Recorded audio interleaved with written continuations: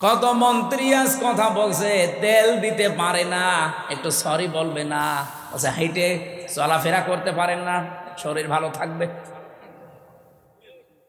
মানে মাথা থেকে পা পর্যন্ত পিটানো দরকার সব। কালকের দিন পরে তো দেখা হবে না, কারণ আমার পাশেই সিট, ওই সামনে তাকালে দেখা হবে। আমি জিজ্ঞাসা করবো চোখে চোখে যে আপনি একটা কথা বললেন, তেল দিতে পারেন না, সরি বলবেন না, বলছে হাঁটাহাঁটি করলে শরীর ভালো থাকে। সংসদের মেন গেট থেকে ভেতর পর্যন্ত এতটুকু পথ উনি হেঁটে আসে না, গেটে নামে, এরপরও মানুষের ঘাড়ে হাত দিয়ে যায় ভেতরে। আর সে যদি এই কথা বলে, কথা হিসাব নিকাশ করে বলা দরকার না? গতকালকে একজন এক কথা বলে, অলরেডি সারা দেশে এখন 92% মুসলমানের কলিজায় অন্তত রক্তক্ষরণ হচ্ছে, যদিও মুসলমান দাবি করে থাকে। উনি বলেছে ধর্মভিত্তিক রাজনীতি, ধর্ম কায়েম করার জন্য এই দেশে মুক্তিযুদ্ধ হয়নি। হয়েছে কিসের জন্য? ধর্ম যদি না থাকে দেশে, শুধু ইসলাম ধর্ম বলছি না, প্রত্যেকটা ধর্ম, কোন ধর্ম খারাপ কিছু করতে বলে না। ধর্ম যদি না থাকে আপনি কিভাবে থাকবেন, কোন পরিচয়ে থাকবেন বলেন?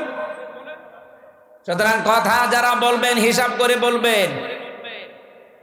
এই পৃথিবীতে যত জ্ঞানী বান্দাদের নাম আমরা শুনেছি, তাদের ভেতরে অন্যতম একজন মানুষ লোকমান।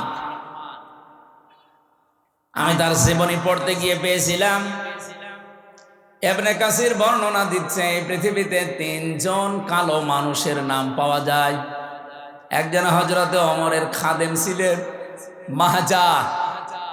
2 নম্বরে হযরতে বেলাল রাদিয়াল্লাহু তাআলা আনহু।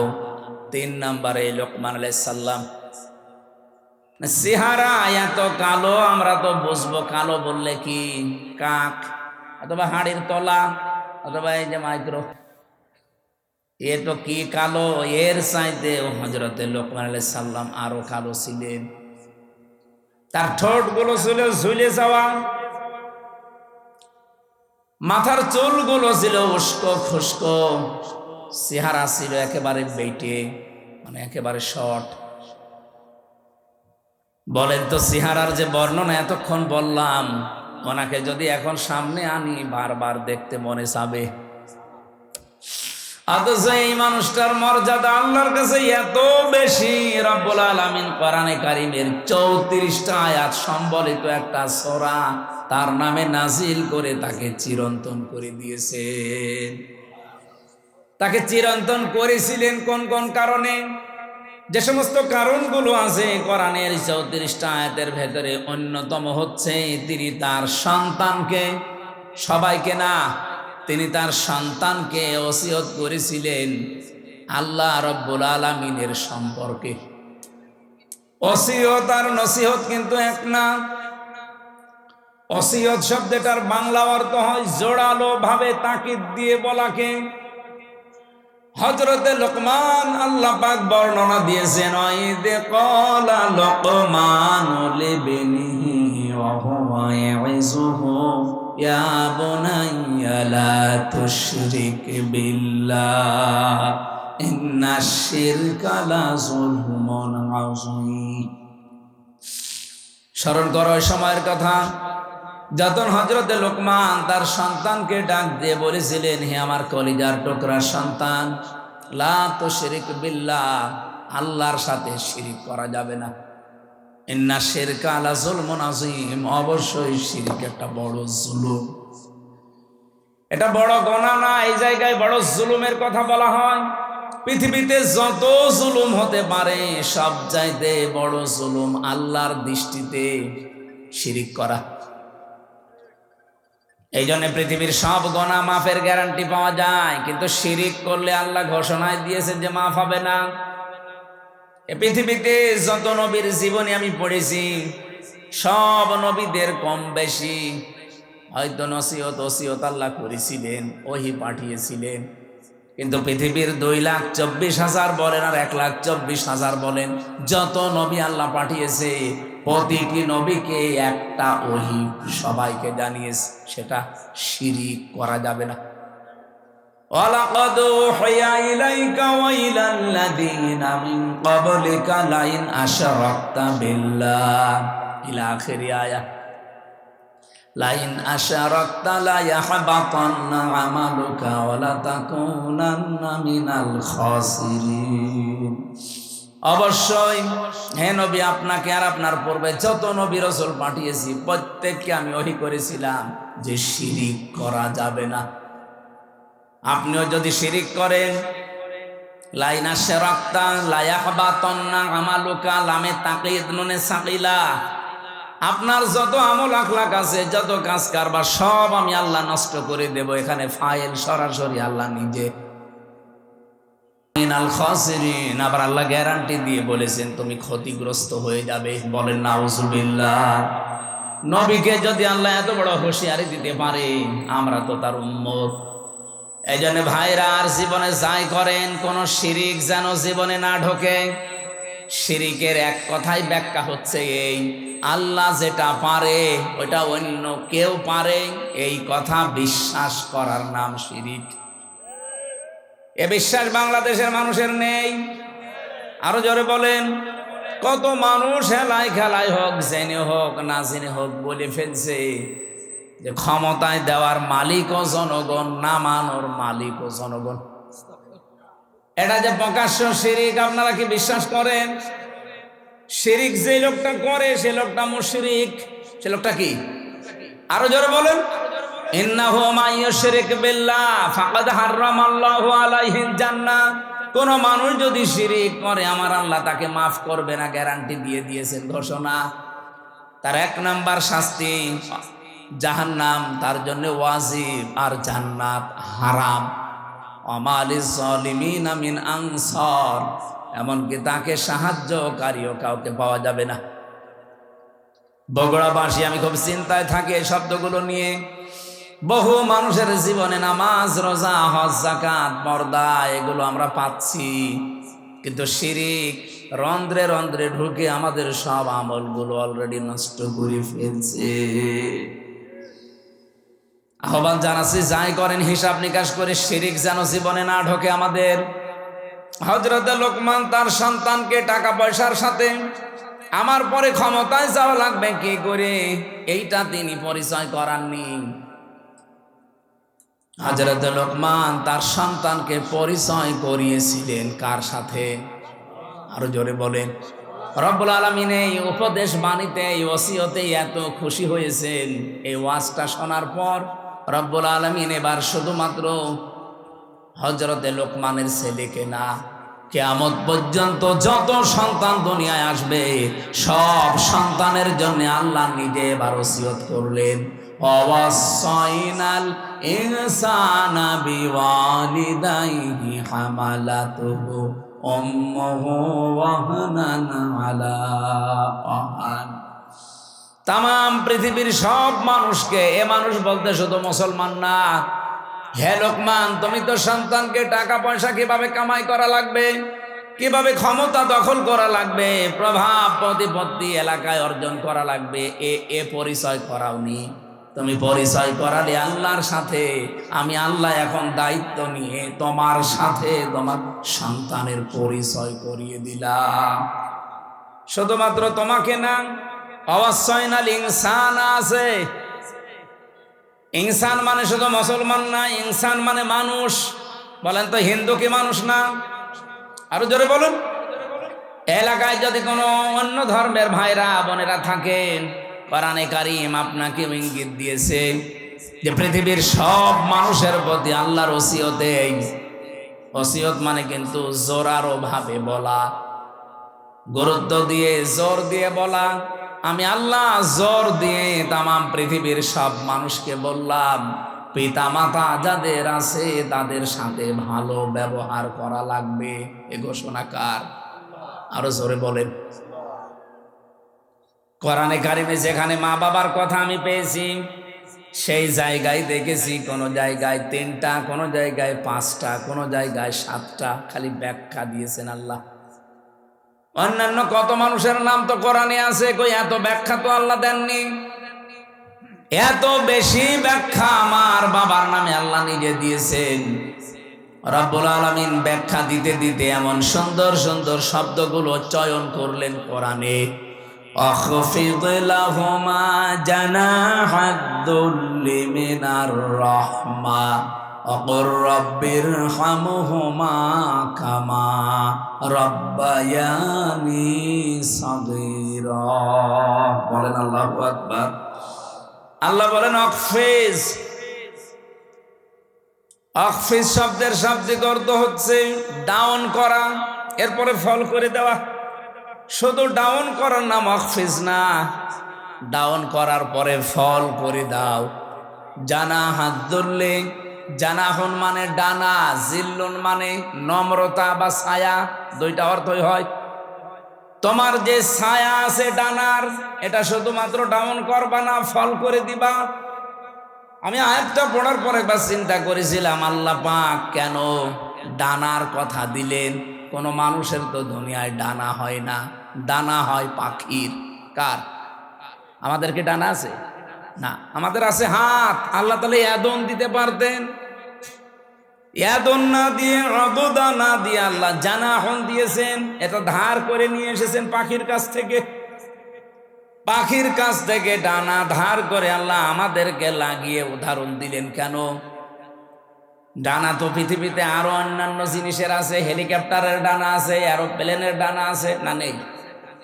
সেই ডানা আল্লাহ তো নেননি, নিয়েছেন পাখির কাছ থেকে। আপনি হেলিকপ্টার, এরোপ্লেনের যে ডানা, এটা শুধুমাত্র ডাউন হয়, ফল হয় না। ফল হলে উড়বে না। এমনকি এর ভেতরে মোলায়েম কিছু নেই, সব শক্ত মজবুত। আর পাখির যে ডানা, এর ভেতরে পর আছে, পালক, এত সফট, এত কোমল, এত নরম। এই একটার সাথে একটা যখন লেগে যায়,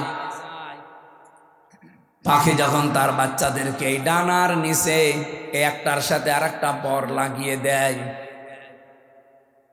তখন বাচ্চাগুলো এই ডানার নিচে একটা কিচির মিচির আওয়াজ দেয়। এটাকে বাংলায় বলা হয় অনির্বচন সুখ। তার মানে বাচ্চাগুলো মাকে বোঝাতে চায়, মা তুমি যেভাবে আমাদেরকে আগলিয়ে রেখেছো, তোমার ডানাগুলো শুধুমাত্র ডাউন করনি, ডাউন করার পরে ফল করে দিয়েছো। এই জন্য আমরা এমন নিরাপদে আছি যে আমাদেরকে আর অন্তত কোনো শত্রু দেখতে পাচ্ছে না, আমাদের ক্ষতি হওয়ার আর কোনো সম্ভাবনা নেই। আল্লাহ পাক বলেন, পৃথিবীর সন্তানেরা, মার বাবা তোমার জীবদ্দশায় যেন এইটা মনে করে যে আমার সাইফুল্লাহ থাকতে আমার আর কোনো চিন্তা নেই। আমার মনে হয় এরকম কথা মনে করার মতো সন্তান বা বাবা মা অনেক কম। অধিকাংশ পরিবারের সন্তান থাকা এটা আরো ঝামেলা। গতকালকে একটা ভিডিও দেখছিলাম, একটা সন্তানকে তার মা বাবা সম্পদ দিয়ে যায়নি, এই জন্যে বাবার কবর ভেঙে দিচ্ছে। এটা দেখেন, গাইবান্ধা।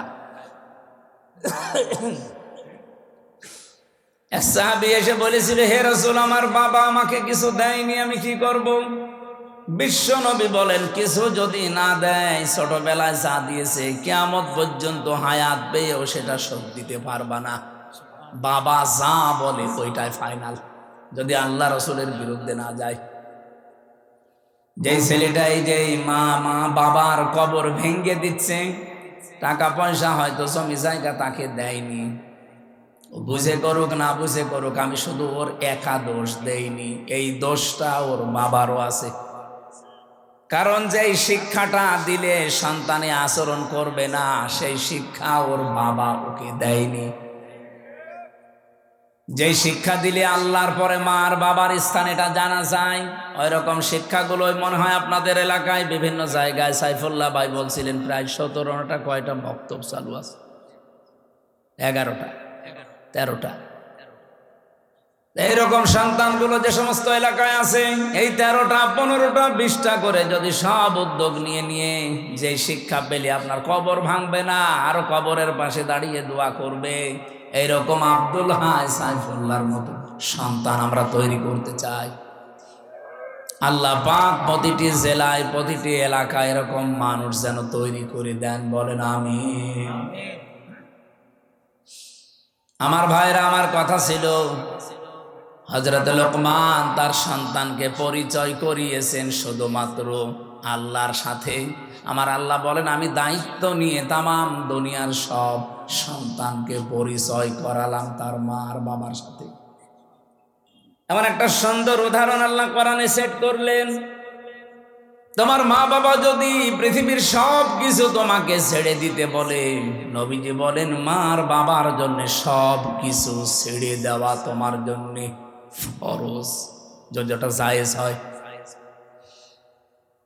এখানে একটা মাসলা আছে, যেহেতু আলেমরা বসে আছেন, মায়ের কথা শুনে কিন্তু স্ত্রীকে তালাক দেওয়া জায়েজ নেই। এত সম্মান যে মায়ের, এত সম্মান যে বাবার, আপনি মায়ের কথা মতো স্ত্রীকে তালাক দিতে পারবেন না, কিন্তু বাবার কথা মতো পারা যাবে। কারণ বউ আর শাশুড়ির ভেতরে যে সম্পর্কটা মার মেয়ের মতো হওয়া দরকার, এটা 100টার 98টা পরিবারে আজ বাংলাদেশে নেই। এই কথা বলে না কেন? এ ওর দোষ ধরে, ও এর দোষ ধরে।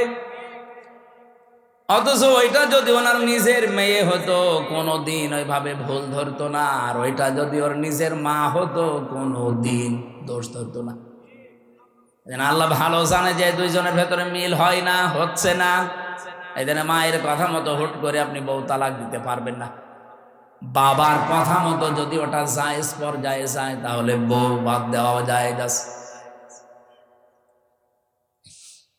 আমার ভাইরা, আমি একটা বাস্তব কথা বলছি। আজ বাংলাদেশের আমার যতটুকু ধারণা আমি দেখি এবং শুনি, এদেশের আজ 100টা পরিবারের 90টা পরিবারে শান্তি নেই, শুধুমাত্র বউ আর শাশুড়ির এই ছোট মনের কারণে। আমরা আহ্বান জানাবো, মেয়েরা যারা এসেছেন, আপনাদের মনটা আপনারা উদার করবেন। কয়দিন থাকবেন এই দুনিয়াতে? এই ছোট্ট দুনিয়ার ফেরেবে পড়ে যদি বিশাল আখেরাত আপনি পরিবারেই নষ্ট করে ফেলেন, আপনার মতো কি বলবো আহাম্মক আর কেউ নেই। প্রত্যেককে আহ্বান জানাচ্ছি, নিজের মায়ের মতো মনে করে চলেন। নিজের মাও তো কত দোষ করে, ভুল করে, আপনি সবই সহ্য করে নেন, মাফ করে দেন। নিজের মেয়েও তো কত ভুল করে, না জানলে শিখিয়ে দেন। শাশুড়িগুলো যদি এই পর্যায়ে তৈরি হয়, আর পুত্রবধূগুলো যদি মেয়ের মতো তৈরি হয়, বাংলাদেশের পরিবারে স্বামীদের হাড়ের রোগ হবে না। বিয়ে করেনি তো হাসতেছে, বিয়ে করলে টের পেত। বিয়ে যারা করে না, ওরা এই ঔষধ এখনো পায়নি। আমি তো যতটুকু দেখছি, হাজারো পরিবারে আজ আমরা পুরুষ মানুষ যারা হাড়ের রোগী, এই বউ আর শাশুড়ির এই ছোট মনের কারণে। এ এলাকায় মনে হয় এরকম মহিলা নেই। সম্মানিত মা বোনেরা, শুধু নামাজ পড়া, রোজা রাখার, কালো বোরকা পরা ইবাদত না, শাশুড়ির সাথে মায়ের মতো আচরণ করাও ইবাদত। পুত্রবধূর সাথে নিজের মেয়ের মতো আচরণ করা, এটা ইবাদত। আপনি কিন্তু জালেম হয়ে মরবেন। এই শাশুড়ি যারা কিছু হলেই শুধু ছেলের কানে কানে তুলে দেয়, এটা তাল লাগায়, এর কারণে ছেলেটারও তার বউকে দেখতে পারে না, পরিবারে অশান্তি হয়, মেয়েটা অশান্তিতে থাকে। এই শাশুড়ি এরকম মন যাদের আছে, এরকম আচরণ যারা করেন, আপনি কিন্তু জালেম হয়ে মরবেন। এরকম শাশুড়ি কার বাড়িতে আছে? একটু হাত তোলেন দেখি। এই এলাকায় তো ভালো মানুষ সব, দেখালাম অনেক ভালো এলাকা।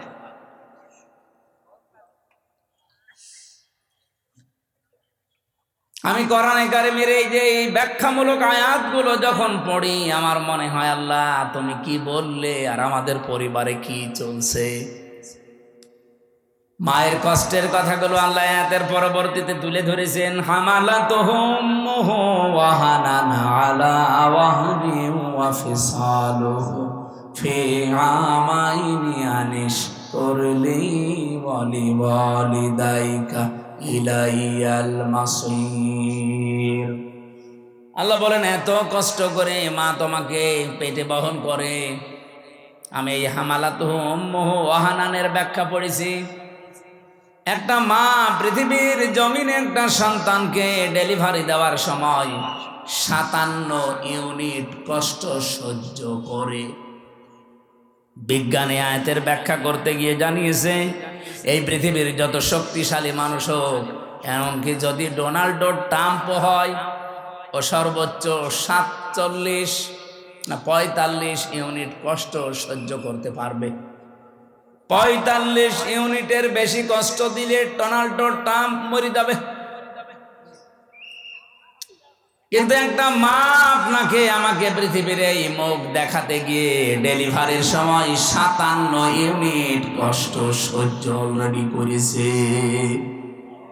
এই কষ্ট সহ্য করার সময় সে সিদ্ধান্ত নিয়ে ফেলেছিল যে এই পৃথিবীতে যদি এই আমির হামজা, এ গোলাম রব্বানি, এ আকরাম এ সুন্দরভাবে খালাস হয়ে যায়, তাহলে জীবনে আর স্বামীর কাছে যাব না।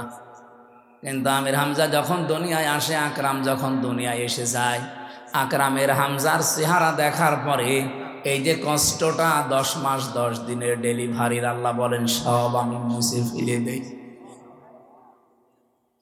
আমরা যারা সন্তান আছি, আমাদেরকে যেহেতু পরিচয় আল্লাহ করিয়ে দিচ্ছেন মার বাবার সাথে, এই পৃথিবীতে আমরা জানি আল্লাহ পাক বাদে কারো আইন মানা জায়েজ।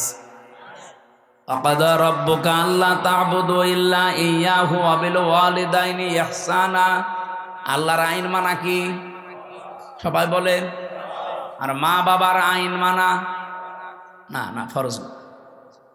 মা বাবার আইন মানা ফরজ না। ওয়া বিল ওয়ালিদাইনি ইহসানা, মা বাবার সেবা করা ফরজ। আর যার মা বাবা তার সেবা করা ফরজ। কথা বোঝা গেছে? যার মা বাবা, সে নারী হোক আর পুরুষ হোক, তার সেবা করা ফরজ।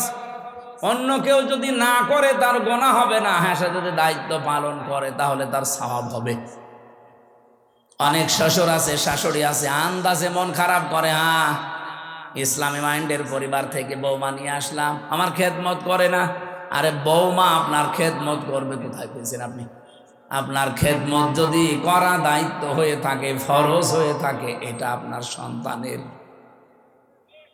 তো ঠিক বললে তো হচ্ছে না, কারণ বহু সন্তান আমরা চাই। আমি আছি, রব্বানি আছে, আব্দুল হাই আছে, হাজারো সন্তান আমরা চাই আমার মা বাবার যে সম্মান, আমরা তো জানি তাদের সেবা করা, তাদের খেদমত করা। কিন্তু অধিকাংশ পরিবারে আমরা পারি না আমাদের বউর কারণে। কি কথা বললেন না কেন? এটা তো রেকর্ড হচ্ছে, আমার ম্যাডামও মনে হয় শুনবে, শুনুক, আমার আর কোনো ভয় নেই। মানে এখন আমরা এমপি তো ভয়। আমি চাই তারাও যেন অন্তত এটা মেনে নিতে পারে। আমরা অধিকাংশ মানুষ আজ হার্টের রোগী হয়ে যাচ্ছি, হার্ট অ্যাটাক করে মানুষ মরতেছে। মির্জা আব্বাস এখন আছে, কি হবে আল্লাহ জানে, মরে যেন না যায়। অন্তত জীবনের একটা আশা যে মাননীয় স্পিকার এ কথা বলবে। এখন তো সিঙ্গাপুরে যে অবস্থা, যদি মরে যায় ওখানে তো আবার সে পাটোয়ারি চলে আসতে পারে।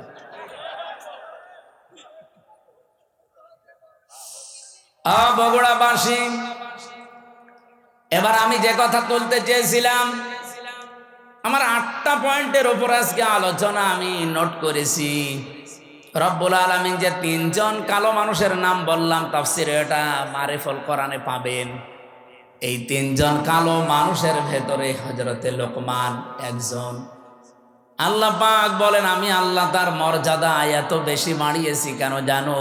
ওয়ালাকাদ আতাইনা লোকমানাল হিকমাতা, অবশ্যই আমি লোকমানকে জ্ঞান দিয়েছিলাম, হিকমা দিয়েছিলাম, আর তাকে এই কথা বলে দিয়েছিলাম, আনিশ করলি ওয়ামাই ইয়াশকুর ফাইন্নামা ইয়াশকুরু লিনাফসি, আনিশ করলিল্লাহ, যে আমি আল্লাহর শুকরিয়া আদায় করো, কৃতজ্ঞ হও।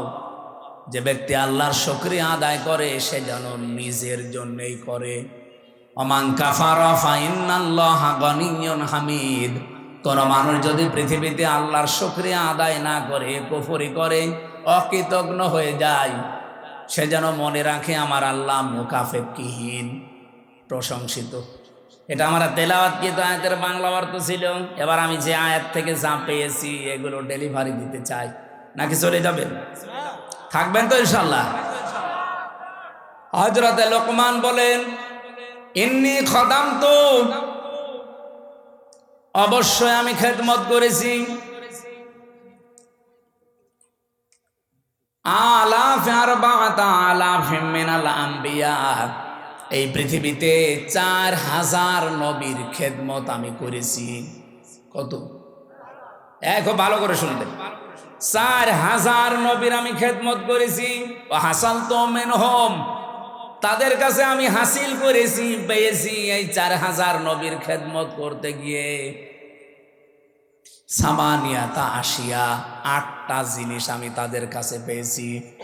তাহলে আজকের যে ওয়াজটা, এটা 1টা 2টা 3টা নবীর না, 4000 নবীর খেদমত করে তাদের কাছে হাসিল করা জিনিস।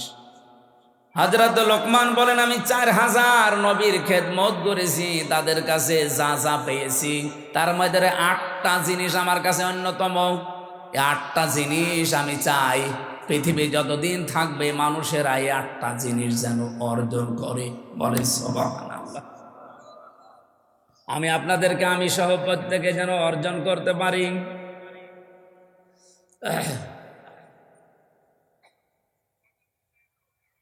বারবার কল মানুষ দেয়, বিবেক আছে, জানে যে আলোচনা। 1 নম্বরে 8টা শিক্ষার ভেতরে আমি পেয়েছি নবীদের কাছ থেকে যে নামাজের ভেতরে মন তৈরি করা লাগবে। কিসের ভেতরে? প্রশ্ন আসতে পারে, সব নবীর না জামানায় কি নামাজ ছিল? হ্যাঁ, হযরতে আদম আলাইহিস সালাম থেকে শুরু করে মুহাম্মদ রাসূলুল্লাহ পর্যন্ত যত নবী আল্লাহ দুনিয়াতে পাঠিয়েছেন, প্রত্যেক নবীকে আল্লাহ পাক কম বেশি সেজদার হুকুম দিয়েছিলেন। হ্যাঁ, তাদের হয়তো এভাবে 5 ওয়াক্ত ছিল না, কিন্তু সেজদা দেওয়ার নিয়ম ছিল, কারণ সেজদা ছাড়া কেউ আল্লাহর নিকটবর্তী হতে পারে না। আসজুদ ওয়াক্তারিব, সেজদা দাও, আল্লাহর নিকটবর্তী হয়ে যাও। আদম আলাইহিস সালাম তাওবা করার মাধ্যমে উনি যে ফজরের 2 রাকাত নামাজ স্বামী আর স্ত্রী মিলে আরাফাতের ময়দানে পড়েছিলেন, আমরা তাফসিরের কিতাব থেকে, হাদিস থেকে যেটা পেয়েছি, রব্বুল আলামিন আদমের প্রতি 350 বছর পরে এত খুশি হয়েছিলেন এই 2 রাকাত নামাজের সেজদায়। কিয়ামত পর্যন্ত উম্মতে মুহাম্মদী যারা আসবে তাদেরকে আল্লাহ এই 2 রাকাত নামাজ ফরজ করে দিয়েছেন।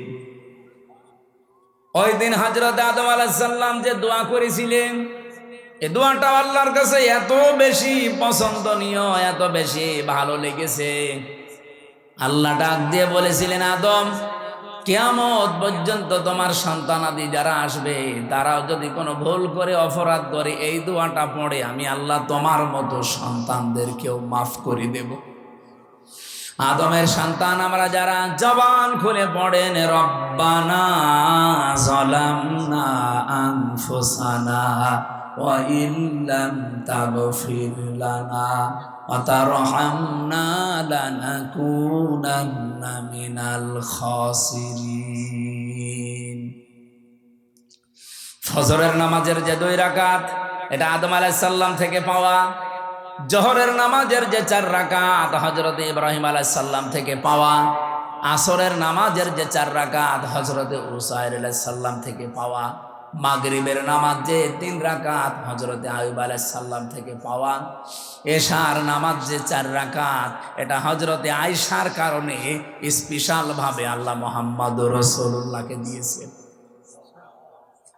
রব্বুল আলামিন বলেন, হযরতে লোকমান, তাকে আমি আল্লাহ জ্ঞান দিয়েছিলাম, হিকমা দান করেছিলাম। এই জ্ঞান পাওয়ার পরে তার প্রথম কাজ হয়েছে সে শুকরিয়া আদায় করেছে আল্লাহর। তাহলে এখান থেকে কয়েকটা শিক্ষা পাওয়া যায়। জ্ঞান যারা পাবে, জ্ঞানী তো আল্লাহর দৃষ্টিতে তারা যারা আল্লাহর কাছে নত হবে, নম্র হবে, শুকরিয়া আদায় করবে আল্লাহর নিয়ামতগুলোর। তা আমাদের আচরণটা পুরা উল্টা। একটা ভিডিও দেখছিলাম আজকে আসার সময়, নৌকা নিয়ে পার হয়ে যাচ্ছে একজন, 2জন শিক্ষিত মানুষ, মাঝিকে নৌকা যখন একেবারে নদীর মাঝে, অনেক সুন্দর সুন্দর কথা শোনাচ্ছে মাঝি, তুমি আমাদের বাবা, তুমি আমাদের দাদা, বাবা দাদা খালু যা বলার সব বলছে, যে শুধুমাত্র নদীটা আস্তে আস্তে পার করো।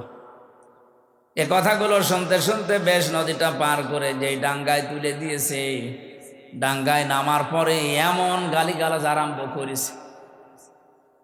আমার এই উদাহরণটা ভিডিওতে দেখার পরে মনে হচ্ছিল বাংলাদেশে আজ অনেকেই এই আচরণ করছে।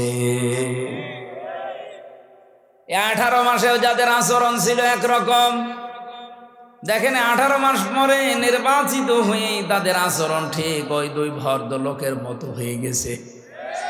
এতদিন যাদেরকে বাপ বলতো, দাদা বলতো, খালু বলতো, এখন তাদেরকে শালা বলছে। এমনকি বৈধ জিনিস পর্যন্ত তারা মানতে চাচ্ছে না। তার মানে ক্ষমতায় না থাকলে মানুষ যতটুকু নম্র হয়, ভদ্র হয়, কৃতজ্ঞতা আদায় করে, ক্ষমতা পেয়ে অনেক মানুষ অহংকারী হয়ে যায়। হযরত লোকমান এইটা হননি।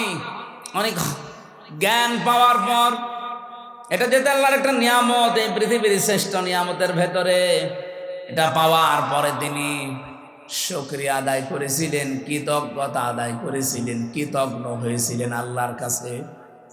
রব্বুল আলামিন বলেন, লাকাদ আতাইনা দাউদা ওয়া সুলাইমানা ইলমা, অবশ্যই আমি দাউদ আর সুলাইমানকে জ্ঞান দিয়েছিলাম। আকাল আলহামদুলিল্লাহিল্লাযী ফাদ্দালানা আলা কাসীরিন মিন ইবাদিহিল মুমিনিন। তারা দুইজনেই এই জ্ঞান পেয়ে কি করেছিল জানো? আকাল আলহামদুলিল্লাহিল্লাযী ফাদ্দালানা, তারা দুইজনে শুকরিয়া আদায় করেছে ওই আল্লাহর। ওনারা বলছে ওই আল্লাহর শুকরিয়া আদায় করছি আমরা, যিনি আমাদেরকে জ্ঞান দিয়েছেন, আমাদের মর্যাদা দিয়েছেন। মেনে আলা কাসীরিন মিন ইবাদিহিল মুমিনিন, এই পৃথিবীতে বহু মুমিন বান্দাদের উপরে আমাদের মর্যাদা যিনি বাড়িয়েছেন, তার দরবারে আমরা শুকরিয়া আদায় করছি। তাহলে জ্ঞান পাওয়ার পরে জ্ঞানী মানুষদের আচরণ হওয়া দরকার। তারা নত হবে আল্লাহর দরবারে, দরবারে ইলাহিতে তারা আরো নম্র হবে, ভদ্র হবে, মাথা নত করবে।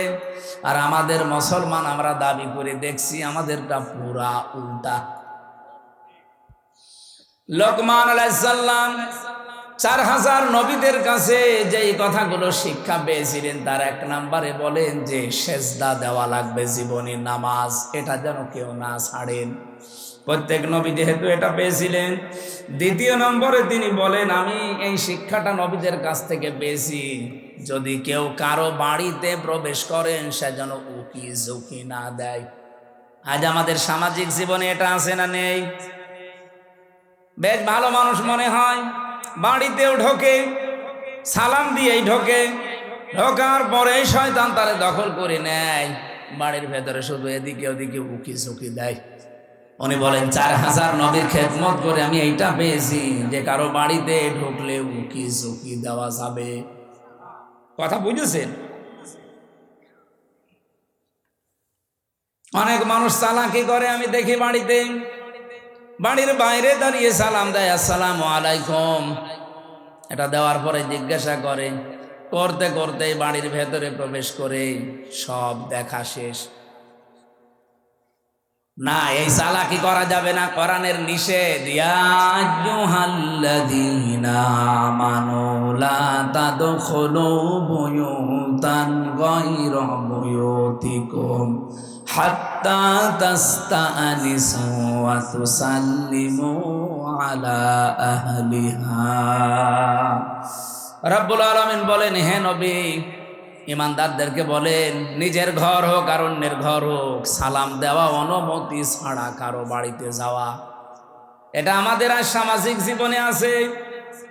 বলেন বলেন, এটা আল্লাহ যেন আমাদের মেনে চলার তৌফিক দেন, বলেন আমিন। এটা অনেকেই হেলায় খেলায় নষ্ট করে, আমলটা করতে চায় না। না, এটা কোনো অনেক গুরুত্বপূর্ণ বিষয়, কোরআনে আল্লাহ যেহেতু দিয়েছেন। বহু মানুষ এই ছোট্ট আমলটার ভেতরে, এরপরে আমি কিছু আয়াতের ব্যাখ্যা পড়ে তাফসিরে দেখেছি, আজ যারা নিজেদের স্ত্রীকে প্রথম 1 বছর 1.5 বছর 2 বছর ভালো লাগে, কিন্তু এর পরেই দেখি সংসার আর টেকে না, নিজের বউর চাইতে অন্যের বউ দেখলেই কেমন যেন ভালো লাগে। এরকম মানুষ দেশে নেই? আপনি আছেন এরকম? এই রোগ দেশে আছে না নেই বলেন তো? প্রথম কিন্তু ভালোই লাগে। কালকেও একটা বিচার এসেছিল আমার কাছে, প্রায় রাত 10:30 পর্যন্ত এটার বিচার আমি করেছি। একজন মাওলানা, আমি নাম নিলাম না, উনি এসে ওনার স্ত্রী সহ 2 জনই এসেছে। স্ত্রীর অভিযোগ হচ্ছে যে এমপি সাহেব, এ স্বামী আমারে প্রথম বিয়ের 3 মাস 4 মাস 6 মাস 1 বছর খুব ভালোবেসেছে, কিন্তু এখন যেন আমার দিকে ওর আর মন নেই। মাওলানা আমারে আস্তে করে قل للمؤمنين يغضوا من أبصارهم ويحفظوا فروجهم ذلك أزكى لهم إلى آخر آية। হে নবী, মুমিন পুরুষদেরকে বলেন তারা যদি এই 2টা ঔষধ খেতে পারে, 1 নম্বরে আপনি চক্ষুকে নিম্নগামী করবেন, 2 নম্বরে লজ্জা স্থানের হেফাজত করবেন।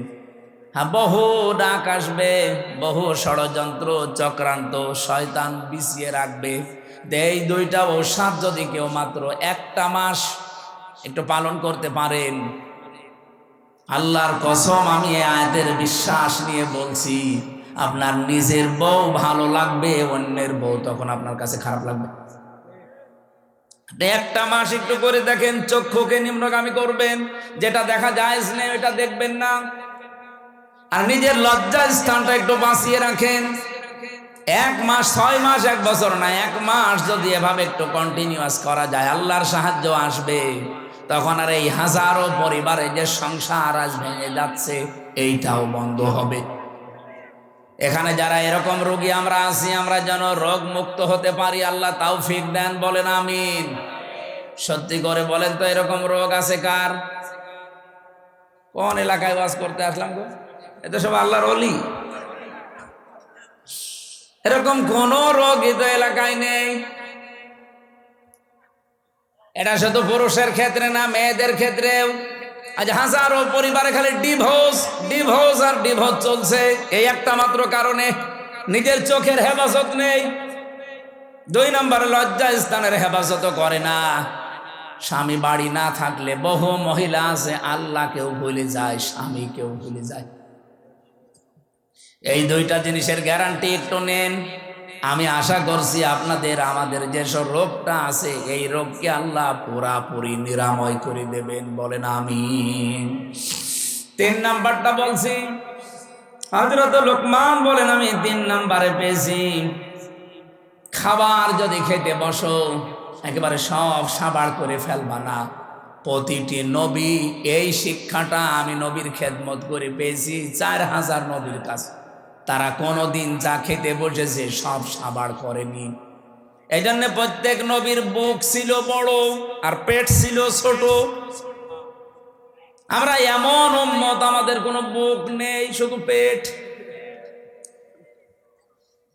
আমি সংসদে আমার ডাইনে বামে সামনে পেছনে যেখানেই তাকাচ্ছি শুধু ভড়ি আর ভড়ি, খালি আমারই ভড়ি নেই। আমার বামে যেটা ওইটাও ভড়িয়ালা, ডাইনে যেটা ওইটাও ভড়িয়ালা। নাম নিলাম না, আপনি দেখতে পাবেন কালকে পরশু দিনই কি ভড়ি গো। মাঝে মাঝে আমার মনে হয় আল্লাহ, এদের ভড়ি দেখে তো মহিলারা লজ্জা পাবে, ছেলে মেয়ে হয় আমাদের আর ভড়ি হয় এর। কি পেট, আখেরি পেট। নবীদের এরকম পেট হয়নি কেন? কারণ নবীরা 3টা সুন্নাত আদায় করে খাবার খেতেন। 1 ভাগ খাবার, 1 ভাগ পানি, আর 1 ভাগ হজম করার জন্য খালি রাখতেন। এই জন্য নবীদের পেট বড় হয়নি, বড় হয়েছে বুক। তাদের এই বুক বড় হওয়ার কারণে তারা জালেমদের সামনে মাথা নত করে নাই, সত্য বলতে ভয় পায় নাই। কথা বলছেন না কেন? আজ বাংলাদেশে আমাদের যদি সত্যি বুক থাকতো, আমি যেমন টার্গেট নিয়েছিলাম সংসদে, আমি যদি নির্বাচিত হতে পারি 100 দিনের ভেতরে আমি কুষ্টিয়ার সদর আসনে অন্তত 100 দিনের ভেতরে যতগুলো অফিস আদালত আছে সবগুলো জনবান্ধব করে তুলব। আর এটা করতে গেলে আমি নিজেও জানতাম যে অনেকের মন পাওয়া যাবে না। কারণ যত বড় অফিসার সে তত বড় মুডে থাকে। সবাই চায় যে আমার সবাই জি হুজুর স্যার স্যার এটা করতে থাক। চেয়েছিলাম যে ডিসি এসপি টিওনো ওসি সিভিল সার্জন সহ সরকারি যত প্রতিষ্ঠান আছে এগুলো যেন জনবান্ধব হয়, মানুষ যেন সেখানে যে ভয় না পায়। এই ভয় দূর করার জন্য খালি বারবার এখানে মানুষের সম্পৃক্ততা বাড়ানোর চেষ্টা করলাম। যে কয়টা জিনিসে হাত দিলাম দেখি না শত্রু হয়ে গেছে। আমি নাম ধরেই বলছি কুষ্টিয়ার এখন যারা দায়িত্বে আছে এই মানুষগুলো এখন আর আমাকে দেখতে পারছে না, কারণ এদের আতে অলরেডি ঘা লেগে গেছে। হাসপাতালে হাত দিলাম, হাসপাতালের যারা দায়িত্বে আছে এরা এখন আর রাজি না। প্রথম বলতো যে হ্যাঁ খুব ভালো কাজ হচ্ছে। বাজারটা মনিটরিং করার জন্য এত অত্যাচার করে মানুষেরা। ম্যাজিস্ট্রেট নিয়ে একদিন গিয়ে দেখলাম 670 টাকা দিয়ে 570 টাকা দিয়ে মুরগি, দেশি মুরগি কিনেছে আর বিক্রি করছে 650 টাকা। ম্যাজিস্ট্রেটকে বললাম দেখেন তো সর্বোচ্চ লাভ করার কি আছে। উনি বলছে 18 থেকে 20 টাকা। একটা জিনিসে আপনি সর্বোচ্চ 18 থেকে 20 টাকা লাভ করতে পারবেন, আর ও লাভ করছে 1 কেজিতে 80 টাকা। বলতে গেলাম আমি কালার হয়ে গেছি। বলছে এইটা এমপির কাজ না। মাদকের ওখানে গিয়ে 27 জনের লিস্ট করলাম পুরা কুষ্টিয়ার ওই পাড়াতে, যে এদের দ্বারা সমাজ পরিবার ধ্বংস হয়ে যাচ্ছে। ও আল্লাহ, পরে দেখি যাদের কাছে নালিশ দিয়েছি সেই তাদের কাছে টাকা খায়। ওরা রাতের বেলা এসে আমারে বলছে হুজুর আপনি আমাদের নাম পাঠিয়েছেন থানায়, ও থানার বাবুরে ডাকেন। ওদের রাতের বেলা সিভিল পোশাকে এসে মাল নিয়ে যায়। আমি নালিশ দেবো কার কাছে? এখন তাদের কাছেও খারাপ যে হ্যাঁ এইটাও এমপির কাজ না। হাসপাতালে কাজ নেই, বাজারে কাজ নেই, মাদকে আমার কাজ নেই, আমার কাজ কোথায়? খালি বসে বসে জিকির করব। এই মানুষগুলো এখন শত্রু হয়ে যাচ্ছে। যে লোকটা একটু বন্ধু মতো ছিল সাবেক ডিসি, তারে অলরেডি শত্রুতা করে তাড়িয়ে দিয়েছে, কুষ্টিয়া থেকে বদলি করে দিয়েছে। এত বড় অপরাধ করার পরও কোনো অনুশোচনা তাদের নেই। এই মানুষগুলো বুক উঁচু করে মাইকের সামনে বলে আমাদের কথা শোনে না, এই জন্যে তাকে আমরা বদলি করে দিয়েছি। লজ্জা। আমি ওই দিন স্ট্যাটাস দিয়েছিলাম যে সৎ, যোগ্য এবং ভালো মানুষের কদর বাংলাদেশে নেই। যে যত বড় দুর্নীতিবাজ সে এই দেশের তত বড় হিরো। দেশের একেবারে 12টা বাজিয়ে দিচ্ছে যারা, তারাই নাকি এই দেশের এখন সর্বোচ্চ জায়গায়।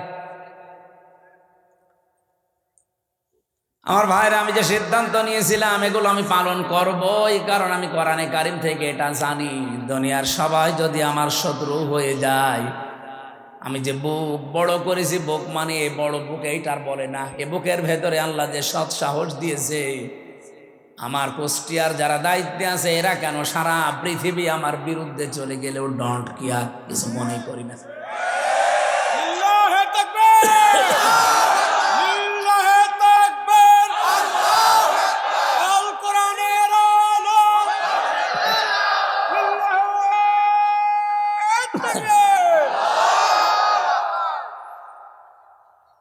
নির্বাচনের আগে যেই কথাগুলো মাওলানা হোসাইন একটা টাচ দিয়েছিল, এত বেশি শত্রুতা বাংলাদেশে কোনো এমপির বিরুদ্ধে কেউ করে নাই।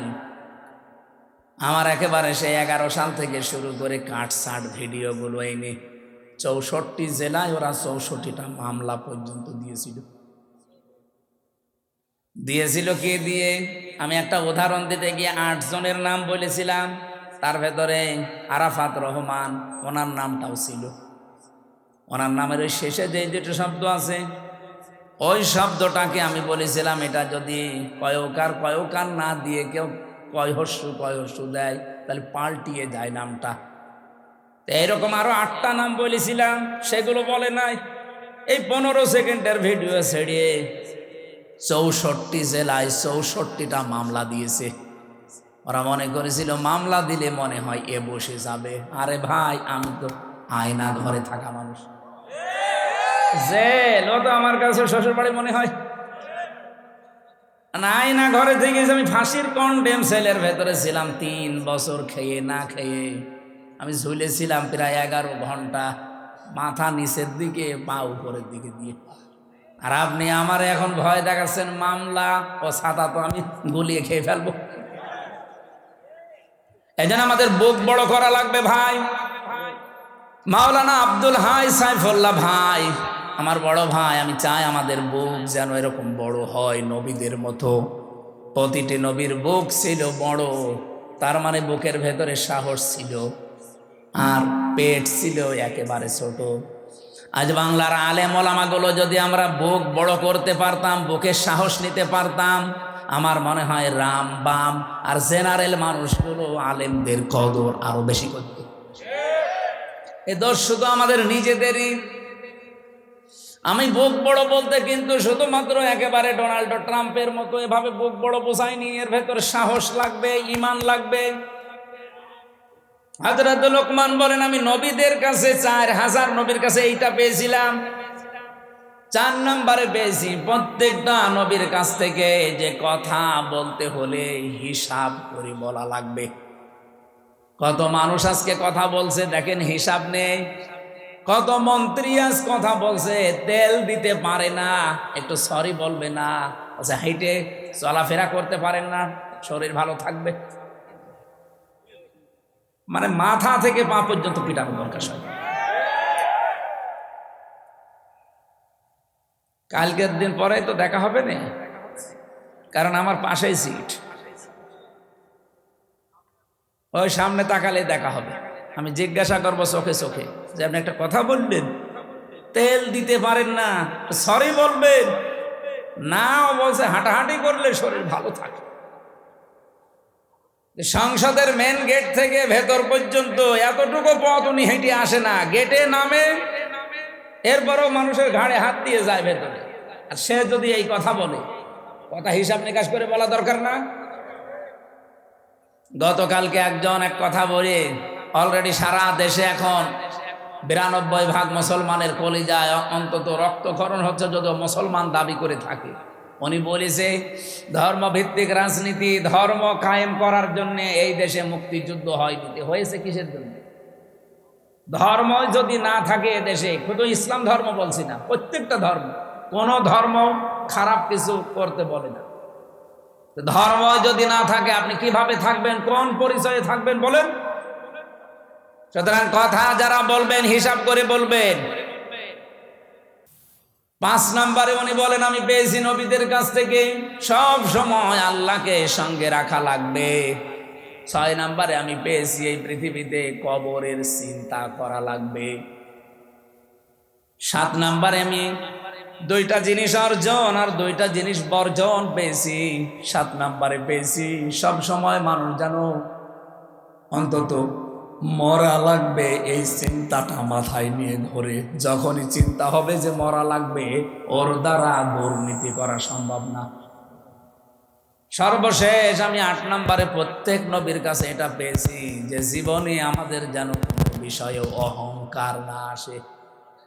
আল্লাহ পাক এই 8টা জিনিস 4000 নবী এগুলো শিখিয়েছে। উনি বলেন হাসাল তো আমি হাসিল করেছি, পেয়েছি মিনহুম এই নবীদের কাছ থেকে সামানিয়াতা আশিয়া। এই 8টা জিনিস কিয়ামত পর্যন্ত দুনিয়া যারা আসবে তারা যেন এই 8টা জিনিসকে ফলো করে চলতে পারে, আমরাও যেন পারি। বলেন আমিন। ওমাই ইয়াশকুর ফাইন্নামা ইয়াশকুর লিনাফসি। আল্লাহর কোনো লাভ নেই, এভাবে শুকরিয়া আদায় করে চলতে পারলে লাভ আমাদেরই। কারণ আমার আল্লাহ 2টা নাম এখানে দিয়েছেন, গনিয়্যুন হামিদ। উনি মুকাফেকিহীন এবং প্রশংসিত। আমরা যদি কেউ দুনিয়ায় প্রশংসা আল্লাহর না করি, আল্লাহর ক্ষমতা হারিয়ে যাবে। বলেন বলেন। সুতরাং আল্লাহ পাক